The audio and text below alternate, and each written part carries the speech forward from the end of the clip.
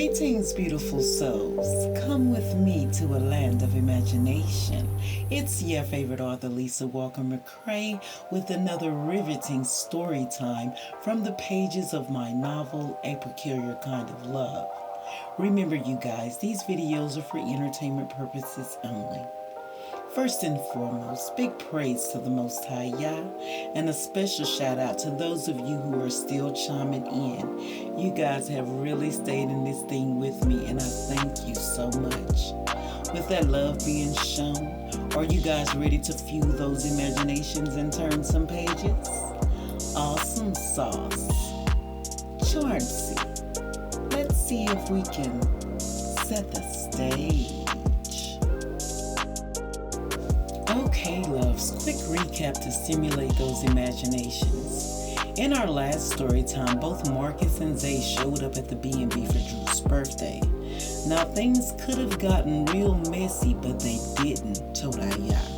And the contributors of this mess would have been thanks to Rain and Tevin. These two led Zay back to see Drew knowing Marcus was there.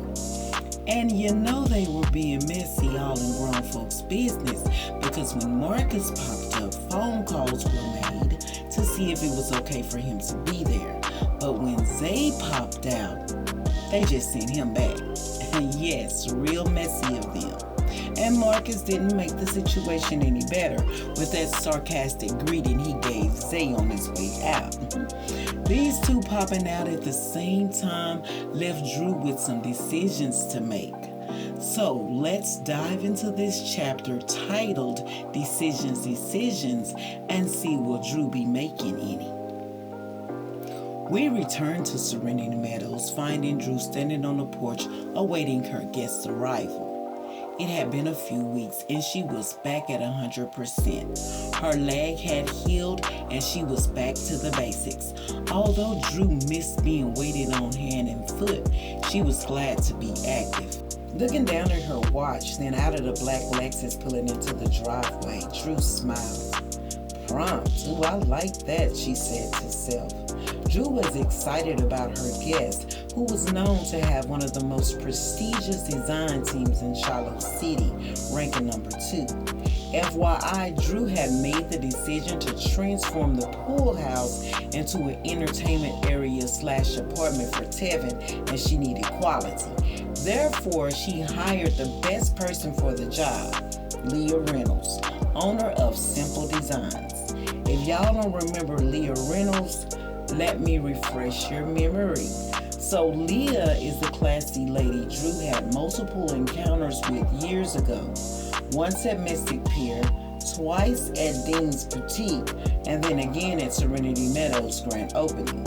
Oh yeah, she was also the lady my Tate seemed to have a problem with. So hopefully we'll see what that drama is all about. Okay, now that you guys are all caught up, let's continue. So Drew was overexcited to get started with the renovations on the pool house. Although she was looking forward to expanding Serenity Meadows like her and Zay discussed, the car accident kind of set her back a little bit. So instead of expanding, Drew felt it would be better to just add some more attractions to the B&B, like the entertainment room. Now, Drew didn't sweat this not one bit because all of this had to be a part of Yah's plan. So she accepted it and kept moving. Okay, now that's what we all need to do. Accept what's a part of Yah's plan and just keep it moving. Anyway, as Drew watched Miss Reynolds exit the car, she raised her brow.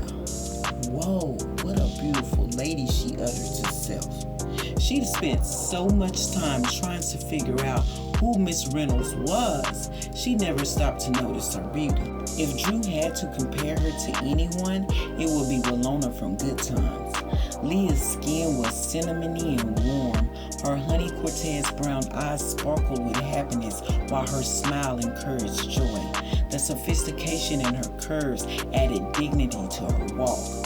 Class. Leah was a woman of class. Hello, Mrs. Reynolds. Welcome back to Serenity Meadows, Drew greeted, extending her hand.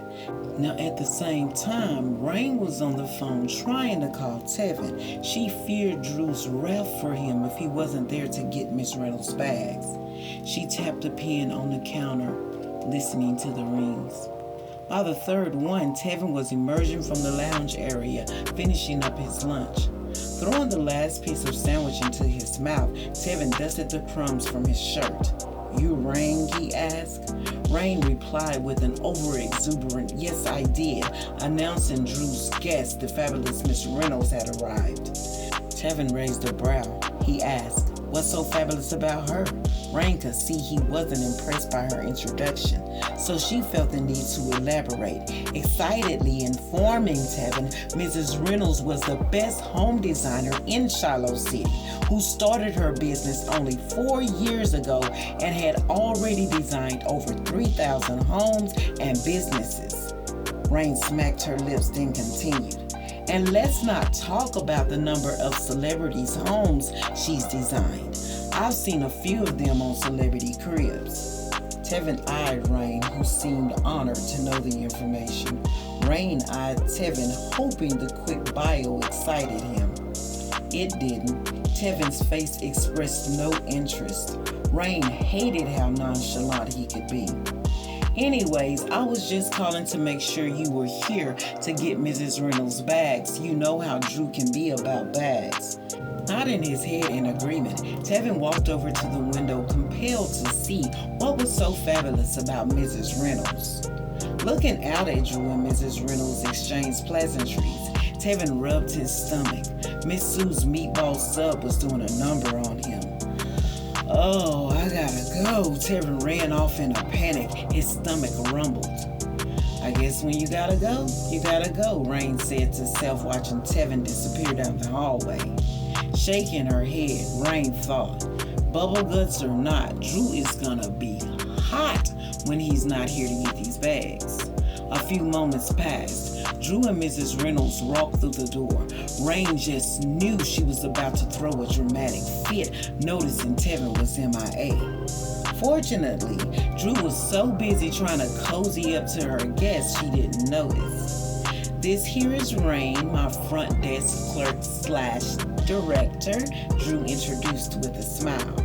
Rain was overexcited, almost too excited to speak, but y'all know she did.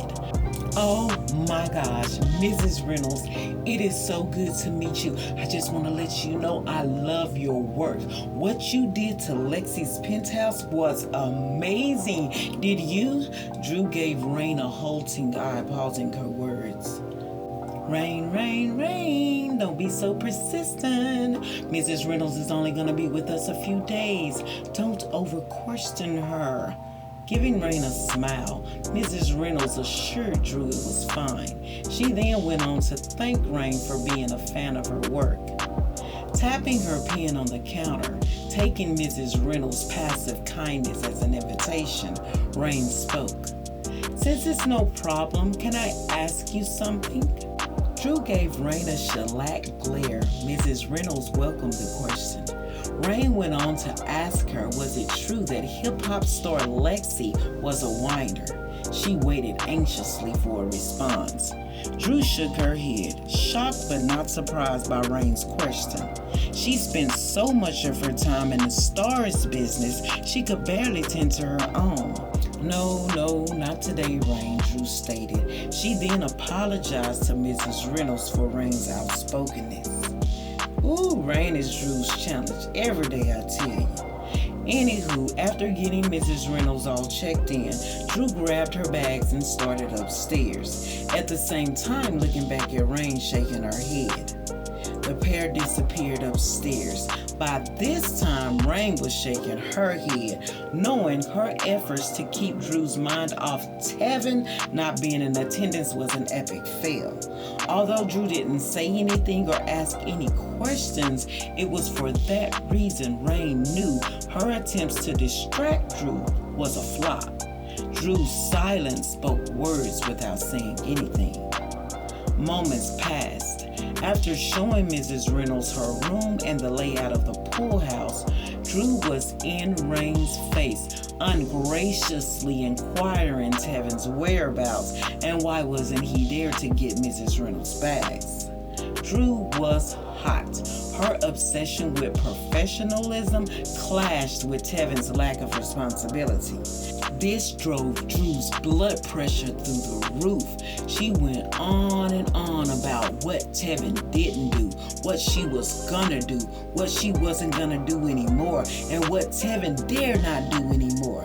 And another thing Drew yelped out, continuing her rant. Rain didn't say a word, but instead took the lashes meant for Tevin. Oh yeah, he gonna have to see me. Rain nodded in agreement with self, allowing the words Drew threw at her to roll off her back.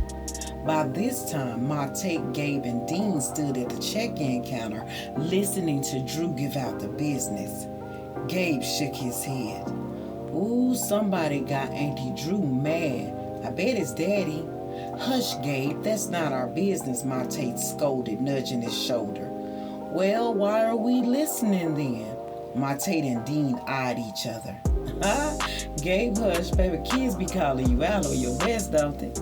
Anywho, a fleeting moment passed. Drew emerged from the office. The trio eyed her, scared to say anything. She looked as though she could bite the head off a Texas rattlesnake. Gabe was the only one brave enough to speak up.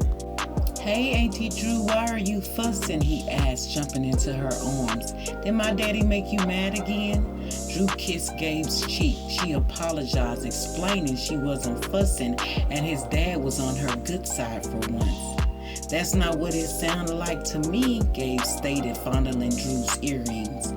Tate embraced Drew, asking if they came at a bad time. Putting Gabe down, Drew let out a sigh, rubbing the frustration from her face. She assured Tate all was well. I'm just trying to get back in the swing of things, straighten out some things around here, starting with the help. Drew eyed Rain as she emerged from the office. Humiliation painted her face. Tate eyed Rain, then Drew, as to say, humble yourself. The look alone made Drew feel bad about the way she'd handled Rain. It wasn't her fault Tevin was slacking. Rain, I'm sorry. That lashing was meant for Tevin, and I took it out on you. Please forgive me. Rain accepted Drew's apology, assuring she was fine and understood. But Dean wasn't fine and didn't understand why Tevin was being irresponsible. Where is Tevin? You need me to get him straight for you? Dean offered. Drew told her it was cool. Tevin was her employee, her problem. Are you sure, girl? I can rough him up for you, Dean jokingly stated. Drew told her it was all good. She was just gonna hand him over to Rain and let her handle him. She then looked over at Rain, giving her a wink. By this time, Gabe had ran off to the tool shed. Opening the door, he wasted no time telling Tevin Drew was upset with him. Giving Gabe some dap, Tevin asked, "Why you say that, little man?" Gabe spilled the tea. After telling all that he heard and saw, Tevin knew for sure Drew would be all over him. Proceeding to sand down a birdhouse, Tevin thought about the scolding he'd received. Gabe watched him closely. Taking a piece of extra sandpaper, he assisted Tevin. Noticing Gabe's involvement, Tevin took his hands, guiding it up and down the wood. "Here, do it like this," he instructed. Gabe giggled. He was excited to be learning something new from Tevin. He really looked up to him, and for this reason, Tevin had to make it right with Drew. When it came to Gabe, Tevin always made sure to set a good example. "So, your auntie pretty mad, huh?" Tevin asked. "Yep, she was hollering at Rain and everything." Tevin shook his head. "Dang, that Rain gonna be mad at me." "Yep, she sure is." Gabe nodded his head in agreement. Tevin laughed out, asking Gabe, "What you know about it?" Gabe informed he knew about it because every time Dean got mad at his daddy, he had the same look on his face that Tevin had on his right now. Gabe is definitely a character who still hasn't learned to be discreet.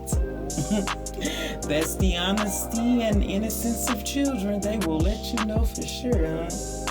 Well, my loves, that's our story time for now. You're all welcome to join me back here for part 2. Be my guest. Anyways, until then, download this. Perseverance and determination will get you there, but it's integrity that will keep you there. Y'all bless this reading and yourselves. Smooches!